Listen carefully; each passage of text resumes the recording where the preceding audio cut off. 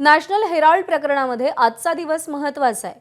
मनी laundering प्रकरणी काँग्रेस नेत्या सोनिया गांधी आणि राहुल गांधी यांच्या विरोधात ईडीने आरोपपत्र दाखल केलंय आणि या आरोपपत्रावर आज दिल्लीतील राऊस एव्हेन्यू कोर्टामध्ये सुनावणी होणार आहे। सोमेश कोलगे आपल्याला या सगळ्या संदर्भात अधिक अपडेट देतील। सोमेश, नक्कीच ईडीने आता जे निकालपत्र आरोपपत्र दाखल केलेलं आहे आणि या आरोपपत्रामध्ये पहिल्यांदा काँग्रेस पक्षाच्या नेत्यांचा उल्लेख आहे। तर या आरोपपत्राची दखल कोर्ट घेणार का, कोर्ट हे आरोपपत्र स्वीकारणार का?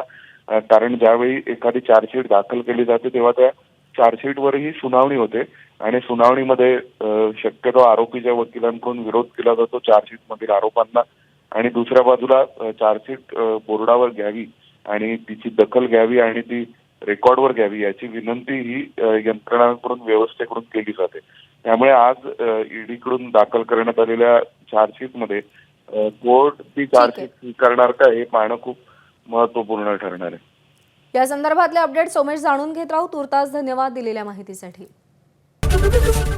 एबीपी माझा, उघडा डोळे बघा नीट।